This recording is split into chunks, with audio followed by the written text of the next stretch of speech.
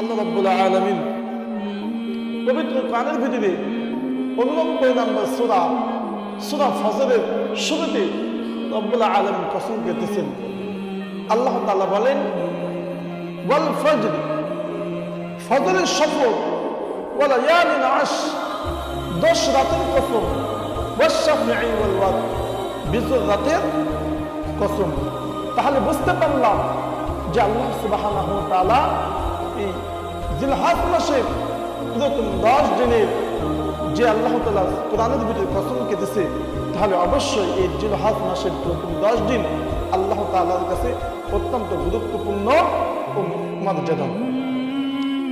তিরমিজি হাদিস শরীফের ভিতরে বর্ণিত আব্দুল্লাহ ইবনে আব্বাস রাদিয়াল্লাহু তাআলা থেকে বর্ণিত, বিশ্ব নবী সাল্লাল্লাহু আলাইহি ওয়াসাল্লাম বললেন, আল্লাহ তাআলার কাছে জিলহজ মাসের প্রথম 10 দিনের চেয়ে প্রিয় আর কোন দিন নাই।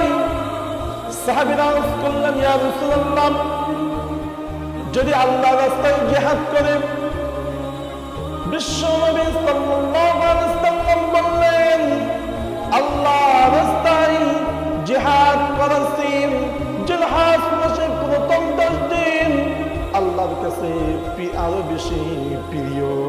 বলো সুবহানাল্লাহ।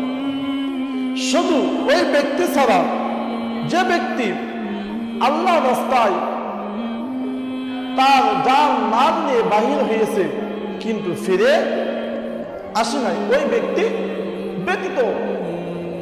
তাহলে বুঝতে পারলাম এই জিলহজ মাসের প্রথম 10 দিন অত্যন্ত গুরুত্বপূর্ণ ও ফজিলত। জিলহজ মাসের প্রথম 10 দিন ফজিলত ও মর্যাদা হওয়ার কারণ হলো একদিন, সেই দিনটা হলো আরাফার দিন। আরাফার দিন মানে গোটা বছরের শ্রেষ্ঠ দিন। বলো সুবহানাল্লাহ। আর 12 মাসের ভিতরে সবচাইতে শ্রেষ্ঠ মাস হলো রমজান মাস।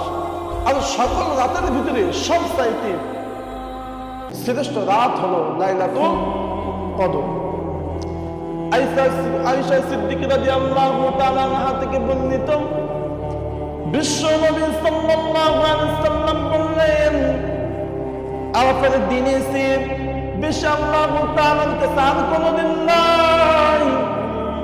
কারণ আল্লাহ রাব্বুল আলামিন এই আরাফার দিনে এত পরিমাণ মানুষকে আল্লাহ রাব্বুল আলামিন জাহান্নাম থেকে মুক্তি দেয়, অন্য কোনো দিন দেয় না। বলো সুবহানাল্লাহ। আল্লাহ রাব্বুল আলামিন এই আরাফার দিনে অসংখ্য মানুষকে রব্বুল আলামিন গুনাহ মাফ করে দেয়, যে অন্য বছরে কোনো দিন করে না। বলো সুবহানাল্লাহ। আল্লাহ রাব্বুল আলামিন এই আরাফার দিনে অসংখ্য মানুষকে রব্বুল আলামিন জাহান্নাম থেকে মুক্তি দেয়, যে অন্য কোনো বছরের ভিতরে অন্য কোনো দিন দেয় না।